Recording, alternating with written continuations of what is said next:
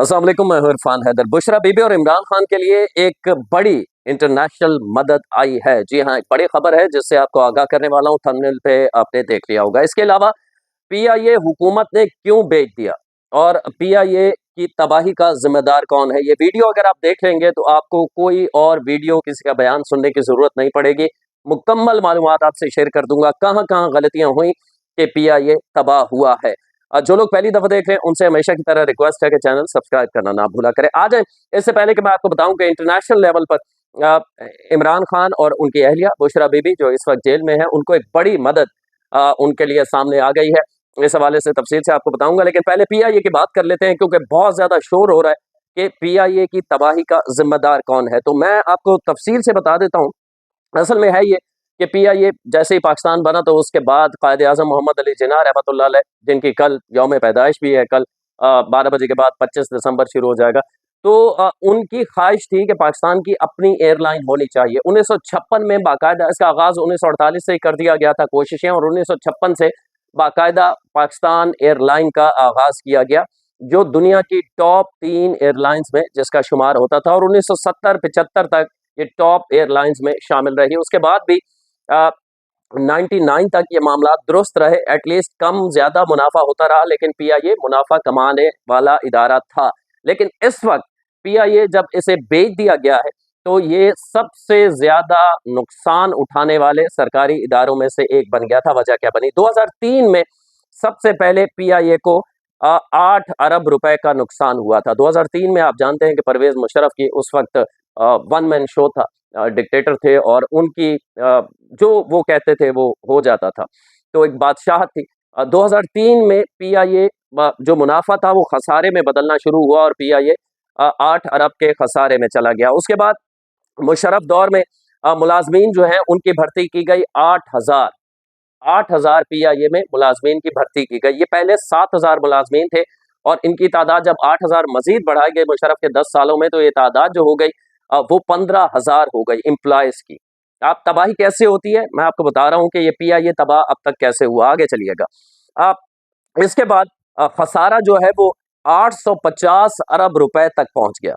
फिर उसके बाद 2008 से लेकर और 2015 के दरमियान, यानी पीपल्स पार्टी की 2008 में हुकूमत आई, उसके बाद नून लीग की हुकूमत आई, इस दौरान भी बड़े पैमाने पर भर्तियां की गई और ये भर्तियों का सिलसिला इसी तरह जारी रहा, जिसकी वजह से दुनिया की वाहिद पीआईए एयरलाइन थी जिसके अंदर 40 से 45 एक जहाज के लिए क्रू होता है। उसमें एयर होस्टेस आप मिला लें, उसमें पायलट्स मिला लें, उसमें टेक्नीशियंस मिला लें, उसमें ओवरऑल जो एक तैयारे के लिए जो स्टाफ आता है वो दुनिया भर में 40 से 45 उसका नंबर होता है। लेकिन पाकिस्तान में वो नंबर क्या हो गया जब सियासी भर्तियां की गई पीपल्स पार्टी के दौर में, मुशर्रफ के दौर में और नून लीग के दौर में, तो ये तादाद बन गई एक तैयारे के लिए 414 लोग। जी हाँ, आप सही सुन रहे हैं। बहुत तहकीक के बाद ये मालूमात मैं आपके सामने ला रहा हूँ। इसके बाद हुआ ये कि पीआईए का खसारा मुसलसल बढ़ता गया। इस वक्त पीआईए जब ये बेचा गया है तो इसकी टोटल मालियत जो थी वो 3 से 400 अरब रुपए बनती है। अगर जो पीआईए के बाहर यूरोप अमेरिका में होटल्स मौजूद हैं उनको भी अगर साथ मिला लिया जाए, और इसका खसारा जो है वो 8,500 अरब रुपए 8,500 अरब रुपए तक पहुंच चुका था इस सारे टेन्योर में। अब ये हुआ ये कि 2018 से 2015 के दौरान 7,000 भर्तियां की गई, 18,000 मुलाजमीन टोटल हो गए 2018 तक। फिर हुआ ये कि खान साहब की जब हुकूमत आई तो उसमें बदकिस्मती से ये कि उस वक्त के जो वजीर हवाबाजी थे गुलाम सरवर साहब, उन्होंने असम्बली के फ्लोर पे ये खड़े होकर कह दिया कि पीआईए के अंदर जो लोग हैं काम करने वाले हैं और खासतौर पे पायलट्स हैं उनकी डिग्रियां ही जाली हैं, जिसकी वजह से पाकिस्तान की तारीख का सबसे बड़ा खसारा हमें पीआईए का उस दौरान देखना पड़ा, क्योंकि यूरोप ने, यूके ने, अमेरिका ने हमारी फ्लाइट्स को मुकम्मल बैन कर दिया कि ऐसे जहाज यहाँ नहीं आएंगे जिनके पायलट जो हैं वो जाली डिग्री वाले हैं। बाद में तहकीकात हुई तो साबित हुआ कि वो जाली नहीं थी। ये पीटीआई ने भी अपना हिस्सा भरपूर तरीके से इसे तबाह करने के लिए डाला। अब एक बहस ये है कि क्या इसे प्राइवेटाइज करना ही सही था। अब पीटीआई इस पे सबसे ज्यादा तनकीद कर रही है, तो मैं आपको कुछ स्क्रीनशॉट दिखा देता हूं उस वक्त के जब तहरीक इंसाफ की हुकूमत थी, इमरान खान वजीर आजम थे, तो इमरान खान खुद कितने इदारे थे जिन्हें प्राइवेटाइज करना चाहते थे, उनमें पीआईए भी शामिल था। तो ये कुछ स्क्रीनशॉट है, मैं आपको दिखा दूंगा उस वक्त के जियो के, डॉन के, ये बड़े बड़े जो खान साहब के स्टेटमेंट लगती थी। यानी तहरीक इंसाफ भी इसे प्राइवेट करना चाहती थी क्योंकि एक हाथी बन चुका था जिसे पालना मुश्किल होता जा रहा था। अब बहस ये है कि क्या होना चाहिए या नहीं होना चाहिए, कौमी एयरलाइन होनी चाहिए या प्राइवेट से ही गुजारा करना चाहिए। तो मैं आपको मालूमात दे देता हूँ, इस वक्त दुनिया भर के कितने बड़े मुल्क हैं जो बहुत पैसे वाले मुल्क हैं, जिनके अंदर कौमी एयरलाइन मौजूद नहीं है। आप जब नाम सुनेंगे आपको हैरत होगी। जी हाँ, कौमी एयरलाइन जिनकी नहीं है, उन ममालिक में कौन कौन से शामिल है, ये सुने जरा। अमेरिका, अमेरिका की कोई सरकारी कौमी एयरलाइन नहीं है, 3 बड़ी एयरलाइंस हैं और तीनों प्राइवेट है। इसके अलावा कनाडा है, आप सही सुन रहे हैं, मैं पूरी तहकीक के बाद ये चीजें आपको बता रहा हूं। America, Canada, Australia, Switzerland, Belgium, Netherland, France, Sweden, Norway, Italia, Chile, ये वो बड़े-बड़े मुल्क हैं जिनकी मईशत बहुत तगड़ी है, जिनकी अपनी कोई कौमी एयरलाइन नहीं है। तो अगर पाकिस्तान की नहीं होगी तो कोई फ़र्क नहीं पड़ता, उसकी वजह ये है कि जब मुसलसल नुकसान हो रहा हो, तो उससे बेहतर ये है कि उसे प्राइवेटाइज़ कर दिया जाए। अब कुछ और चीज़ें इस प्राइवेटाइज़ेशन के हवाले से भी हैं, जो मैं आपको बताने लगा हूँ। इसके अलावा जिनकी अपनी एयरलाइंस हैं, कौमी एयरलाइंस, उनमें पाकिस्तान शामिल था, पाकिस्तान नहीं रहा। इसके अलावा भारत है, हमारा पड़ोसी, ईरान है, बांग्लादेश है, अफ़गानिस्तान है और श्रीलंका है, जिनकी कौमी एयरलाइंस हैं। इसके अलावा चाइना की भी है। इसके अलावा जो बड़े यूरोप के ममालिक, अमेरिका मैंने आपको गिनाया, यूके, इनकी अपनी कोई सरकारी तौर पर एयरलाइन नहीं है। तो दुनिया भर में ये होता है। अच्छा, इसके अलावा मैं आपको ये बता देता हूँ कि इस वक़्त जो प्रोपेगेंडा किया जा रहा है कि 10 अरब रुपए सिर्फ बेचा गया है, 10 अरब रुपए सिर्फ मिलेंगे हुकूमत को, पीआईए के ऐसा नहीं है। पीआईए के 25% सरकारी शेयर्स अब भी रहेंगे। 75% शेयर जो हैं वो आरिफ हबीब ने खरीदे हैं। 10 अरब रुपए उनको कैश जाएगा हुकूमत को, और इसके अलावा जो 25% का शेयर होगा वो भी हुकूमत से शेयर होता रहेगा। एक तो ये फायदा होगा। दूसरा फायदा ये होगा कि पहले जब ये सरकारी इदारा था तो एफबीआर को ये टैक्स नहीं देता था। अब जब ये प्राइवेट हो जाएगा और 75% शेयर जो है प्राइवेट कंपनी के पास होंगे, तो टैक्स भी पाकिस्तान की हुकूमत पीआईए से वसूल कर पाएगी। इसके अलावा आरिफ हबीब ने यह भी कहा है कि ये तादाद जो 18 इस वक्त जहाज़ों की 38 तक वो ले जाएंगे, और सालाना जो प्रॉफिट पीआईए का 450 अरब रुपए का पहले हुआ करता था, अब इसको मजीद आगे ले जाएगा और 700-800 अरब रुपए तक ले जाया जाएगा। तो एक बहुत बड़ी कोशिश है, अल्लाह करे कि वो इसमें कामयाब हो। तो प्राइवेटाइज दुनिया भर में होते हैं और बहुत सारे मैंने आपको गिनवाए ऐसे नाम जिन मुल्कों के अंदर है ही नहीं कि कौमी एयरलाइन को उसकी ज़रूरत है, जब प्राइवेट एयरलाइंस चल रही हैं।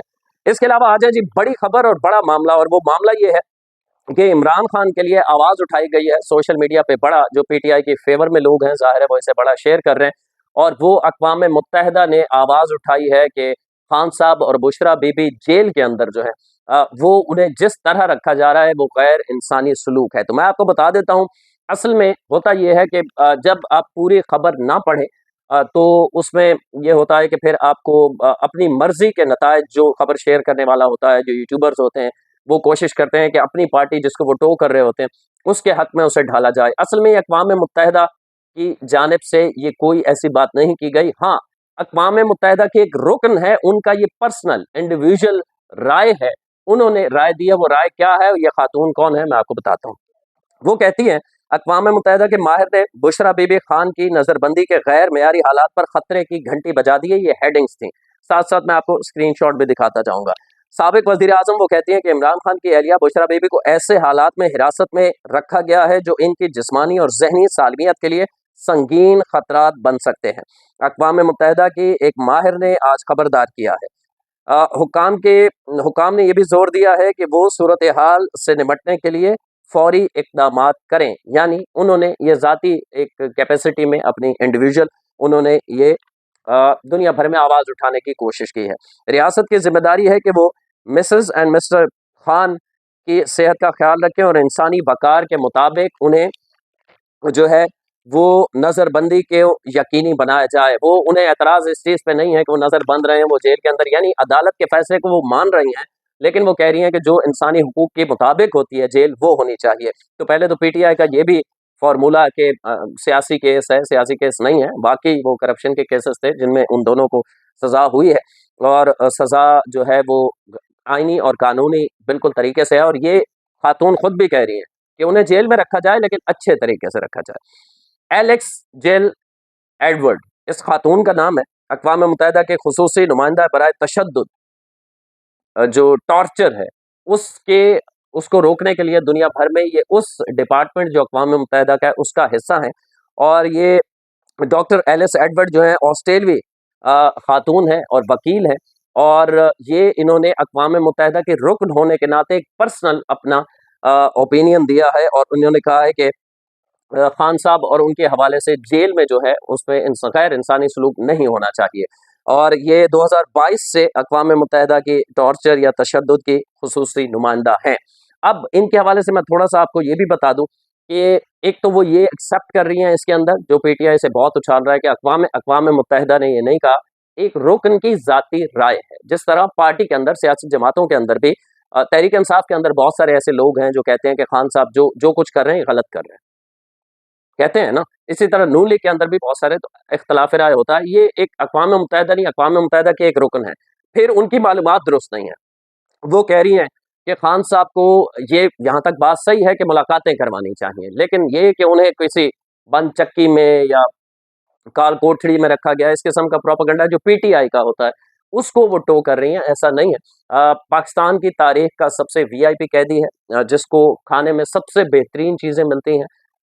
शेफ़ जो है वो पहले खुद खाना खाता है ताकि कोई एहतमाल ना हो इस चीज़ का कि खुदा न खास्ता ज़हर, फिर खान साहब को खिलाया जाता है। खान साहब जो मुँह से निकालते हैं, वो उन्हें मिलता है। हफ़्ते में 3 दिन तो देसी मुर्गा, मटन और ये सारी चीज़ें डिटेल है, वो जेल हुकाम दे चुके हैं, मैं उस तरफ बहुत डिटेल में नहीं जाऊँगा। इसके अलावा दुनिया के वाहिद कैदी हैं खान साहब जिन्हें चहलकदमी का इख्तियार दिया गया है, यानी उनके 3 सेल मज़ीद उसके दरमियान में दीवारें तोड़ी गई हैं और वहाँ वो चहलकदमी करते हैं। और अगर इतने गैर इंसानी सलूक है, और उन्हें वर्जिश की चीज़ें भी तमाम मुहैया की गई हैं। अगर इतना ही गैर इंसानी सलूक होता, अगर खान साहब के साथ जो हो रहा है, तो फिर एहसन इकबाल के साथ भी गैर इंसानी सलूक हुआ था फिर पीटीआई के दौर में, फिर ये भी उन्हें मानना पड़ेगा, क्योंकि खान साहब उसी सेल के अंदर मौजूद हैं जहाँ एहसन इकबाल मौजूद थे। लेकिन एहसन इकबाल का 1 सेल था, खान साहब के लिए 3 सेल की दीवारें तोड़ के उसे कुशादा किया गया है, उसमें एक्सरसाइज मशीन दी गई है, और खान साहब को वहाँ चहलकदमी ताकि कर सकें, ये सहूलत भी दी गई है।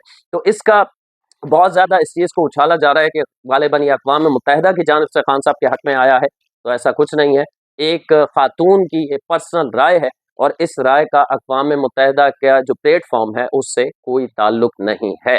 तो अभी तक खान साहब के हवाले से कोई अच्छी खबर या बुशरा बीबी के हवाले से नहीं है। जब अच्छी खबर भी होगी तो इंशाअल्लाह आपको देंगे। अगली वीडियो तक के लिए अल्लाह ने के बाद।